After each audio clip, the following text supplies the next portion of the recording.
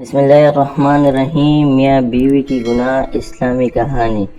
میاں بیوی کے تعلقات میں گناہ سمجھے جانے والے اعمال کے بارے میں بات کریں گے جس کو معمول سمجھ لیا گیا ہے، اور حضور اکرم صلی اللہ علیہ وسلم نے وہ مختلف احادیث سے ہمیں بتائے ہیں۔ چونکہ شریعت کا علم حاصل کرنا ہم پر لازمی ہے، تو ہمیں چاہیے کہ ان احکامات پر بھی عمل کرے۔ ان اعمال میں سے کچھ اعمال ایسے ہیں کہ جنہیں آپ صلی اللہ علیہ وسلم نے احادیث میں بیان کیا ہے، اور وہ کچھ اس طرح ہے۔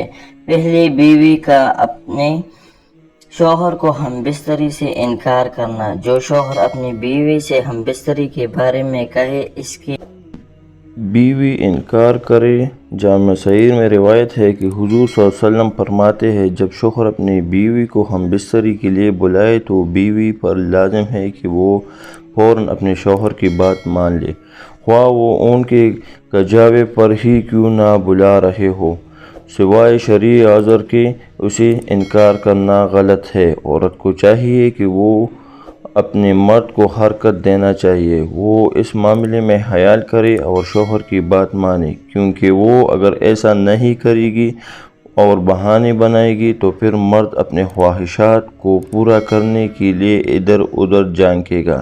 صحیح بخاری کی حدیث ہے کہ جب مرد اپنی بیوی کو ہم بستری کے لیے بلائے اور عورت اسے انکار کر دے، اور مرد عورت سے ناراضگی کی حالت میں سو جائے، تو فرشتے ساری رات اس عورت پر لعنت بھیجتی ہے۔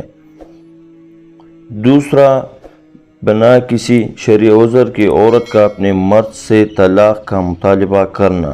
صحیح جامع صحیح کی روایت ہے کہ آپ صلی اللہ علیہ وسلم نے فرمایا، بغیر کسی عذر کے اپنے شوہر سے طلاق لینے والیاں، اپنے شوہر سے چھٹکارا حاصل کرنے والیاں اور گھر اجاڑنے والیاں اس امت کی منافق ہے۔ دوسری روایت ہے کہ جس عورت نے بغیر کسی وجہ سے اپنے شوہر سے طلاق طلب کی، اس پر جہنم واجب ہے اور وہ جنت کی خوشبو سے محروم رہے گی۔ آج کل کی عورتیں چھوٹی چھوٹی باتوں پر شوہر سے جھگڑا کر کے طلاق دے کرتی ہے۔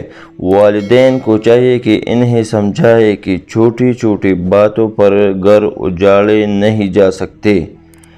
تیسرا، عورت سے حالت حیض میں ہم بستری کرنا یا ایسی جگہ میں ہم بستری کرنا کہ جو غیر فطری ہے۔ جامع ترمذی کی روایت ہے کہ حضور صلی اللہ علیہ وسلم نے فرمایا کہ جس شخص نے عورت سے حالت حیض میں ہم بستری کی یا اس کی دبر میں جمع کیا، اس نے اس سے انکار کیا جو محمد صلی اللہ علیہ وسلم پر نازل کی گئی، یہ ایک سنگین جرم ہے۔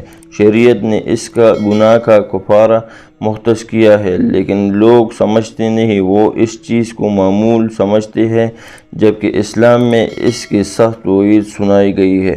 ایک مسلمان کو نکاح سے پہلے اس کے آداب اور شریعت کا علم حاصل کرنا لازمی ہے، جبکہ آج کے لوگ شریعت کو نظر انداز کرتے جا رہے ہیں۔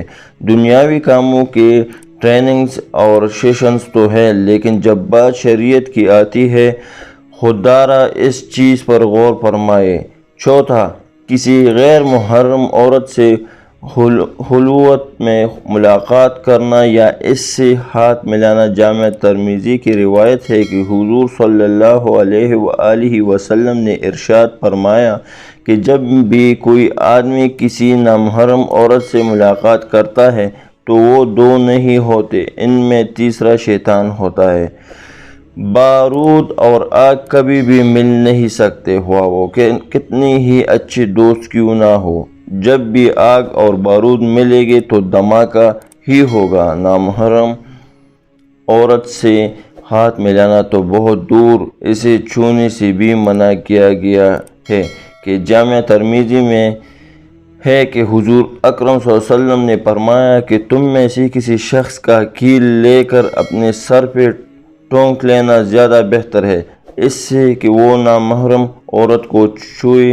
نامحرم عورت کو چھونے کا بھی حکم نہیں، لیکن آج کل اسے کلچر میں سمجھ لیا گیا ہے۔ افسوس، صدا افسوس۔ اللہ تعالی ہمیں تمام حدیث پر عمل کرنے کی توفیق عطا فرمائے، آمین۔